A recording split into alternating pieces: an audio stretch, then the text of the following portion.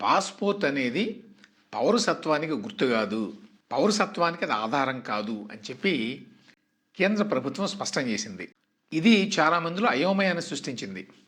ఇంతకాలం పాటు పాస్‌పోర్ట్ ఉంటే పౌరసత్వం ఉన్నట్టు, అదే ప్రూఫు అని చెప్పి జనరల్‌గా అందరూ అనుకునేవారు.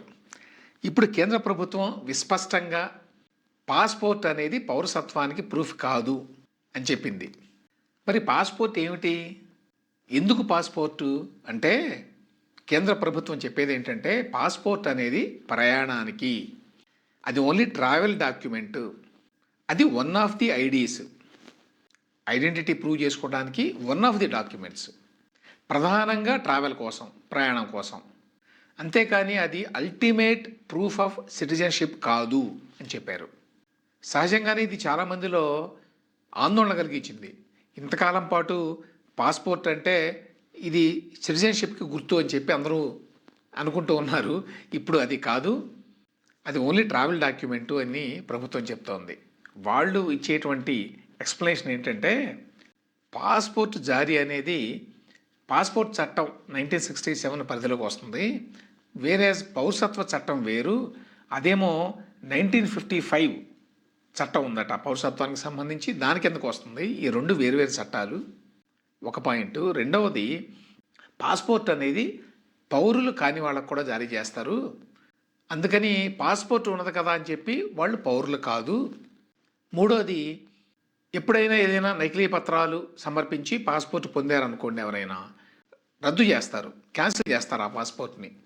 పాస్‌పోర్ట్‌ని రద్దు చేసినంత మాత్రాన వాళ్ళు పౌరులు కాకుండా పోరు. పాస్‌పోర్ట్ రద్దు చేయటం అంటే అర్థం ఏంటి ఇక్కడ? విదేశీ ప్రయాణాలు చేయలేరు అని. అంతే. గతంలో కోర్టులు కూడా చెప్పినాయి పాస్‌పోర్ట్ అనేది పౌరసత్వానికి ప్రూఫ్ కాదు అని కూడా కేంద్ర ప్రభుత్వం చెప్పింది. దీని మీద దేశవ్యాప్తంగా కూడా అలజడి చెలరేగింది. ఇందుకు సందర్భం ఏంటంటే ఇప్పుడు స్పెషల్ ఇంటెన్సివ్ రివిజన్ జరుగుతోంది దేశవ్యాప్తంగా. ప్రస్తుతం తెలంగాణ, ఆంధ్రప్రదేశ్లో కూడా జరుగుతోంది.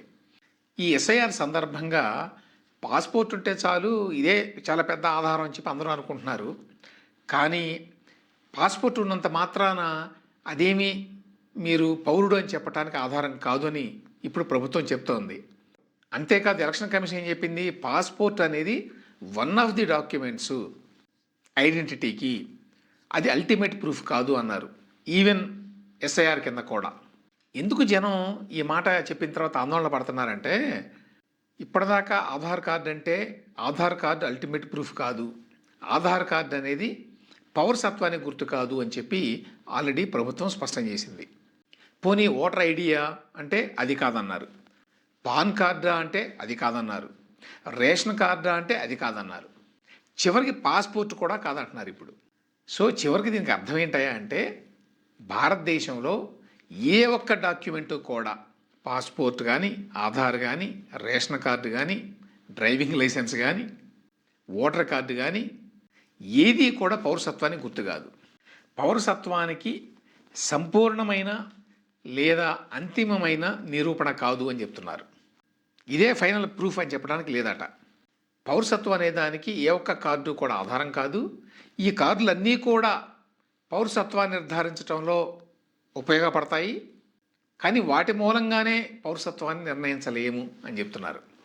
పౌరసత్వం అనేది ప్రధానంగా మీరు ఏ సంవత్సరంలో పుట్టారు, మీ తల్లిదండ్రుల యొక్క హోదా ఏంటి, చట్టబద్ధమైన హోదా, దేశ పౌరులా కాదా అనే దాని మీద ప్రధానంగా ఆధారపడి ఉంటుంది అని చెప్పి కేంద్ర ప్రభుత్వం చెప్తోంది.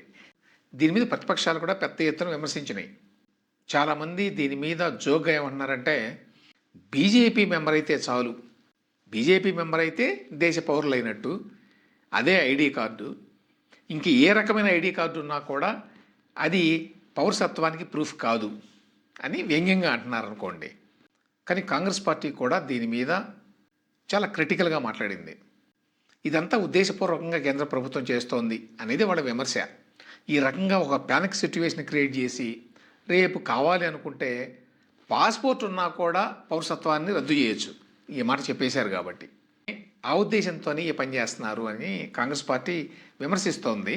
అయితే ప్రభుత్వం చెప్పేది ఏంటంటే ఇది కొత్త విషయం కాదు, నిన్ననే మేము ఇంటర్ప్రిటేషన్ చేస్తున్న విషయం కాదు, మొదటి నుంచి ఇదే కరెక్ట్ అయినటువంటి లీగల్ ఇంటర్ప్రిటేషను. ఇంతకుముందు ఎవరు స్పష్టంగా చెప్పి ఉండకపోవచ్చు. మేము ఇప్పుడు చెప్తున్నాము. సందర్భం వచ్చింది కాబట్టి. మొదటి నుంచి కూడా పాస్‌పోర్ట్ అనేది ట్రావెల్ డాక్యుమెంటే. పౌరసత్వానికి అది గుర్తు కాదు. ఇది కొత్తగా మేము కనిపెట్టింది కాదు. ఇది రాజ్యాంగం ప్రకారం, చట్ట ప్రకారం ఉన్నటువంటి పొజిషను అని చెప్తున్నారు వాళ్ళు. కాబట్టి చివరికి తెలియంది ఏమిటంటే భారతదేశంలో పౌరసత్వానికి ఏ ఒక్క కార్డు కూడా ఆధారం కాదు.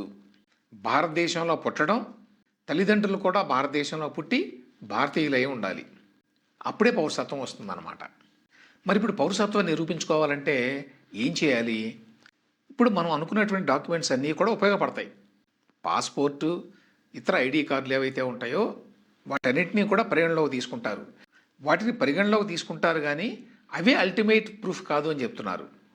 మరి అల్టిమేట్ ప్రూఫ్ ఏమిటి అంటే ప్రభుత్వం చెప్పేదాని ప్రకారం, ప్రస్తుతం చట్టాల ప్రకారం పౌరసత్వాన్ని నిరూపించుకోవాలి అంటే ఏముండాలి? జూలై 1, 1987 కంటే ముందు గనక పుట్టి ఉంటే వాళ్ళు ప్రూవ్ చేయాల్సింది ఏమిటంటే భారతదేశంలోనే పుట్టాము. దానికి ఏం కావాలి? బర్త్ సర్టిఫికేట్ కావాలి. ఫలానా చోట పుట్టారు అని మున్సిపాలిటీ లేకపోతే పంచాయతీ వాళ్ళు జారీ చేసింది. ఎస్ఎస్సి బోర్డు సర్టిఫికేట్ ఉన్నా చాలు. లేదా ఓటర్ల జాబితాలో ఎప్పటి నుంచో పేరున్నా కూడా ఆటోమేటిక్గా వాళ్ళు పౌరుల కింద లెక్క. మరి 1987 జూలై 1 తర్వాత పుట్టిన వాళ్ళ పరిస్థితి ఏమిటి? వాళ్ళకి వీళ్ళు పెట్టినటువంటి నిబంధనలు ఏంటంటే వాళ్ళ పుట్టిన తేదీ డాక్యుమెంట్లు వాటితో పాటుగా తల్లిదండ్రులు భారత పౌరులే అని నిరూపించేటువంటి డాక్యుమెంట్స్ ఇవ్వాలి. ఇప్పుడు సర్ ప్రక్రియలో కూడా ఇది భాగం. ఎలా మరి తల్లిదండ్రులు కూడా భారతీయ పౌరులని ప్రూవ్ చేయాలి? ఒకటి, పాత ఓటర్ ఐడి లేక ఓటర్ లిస్టులో వాళ్ళ పేర్లు ఉంటే సరిపోతుందట. పేరెంట్స్ యొక్క ఎడ్యుకేషనల్ డాక్యుమెంట్స్ ఏమైనా ఉన్నా, లేకపోతే వాళ్ళ రెసిడెన్స్ డాక్యుమెంట్స్ ఏమైనా ఉన్నా సరిపోతుందని చెప్తున్నారు. లేకపోతే మీ బర్త్ సర్టిఫికెట్ మీద మీ తల్లిదండ్రుల పేర్లు కనుక ఉంటే అప్పుడు ఈ 1987 జూలై 1 తర్వాత పుట్టిన వాళ్ళను కూడా భారత పౌరులుగా గుర్తిస్తారు. అంటే గుర్తించడానికి ఆధారాలు ఇవి. అన్నిటికంటే ముఖ్యం లోకల్ ఎంఆర్ఓ ఇచ్చేటువంటి నేటివిటీ సర్టిఫికెట్.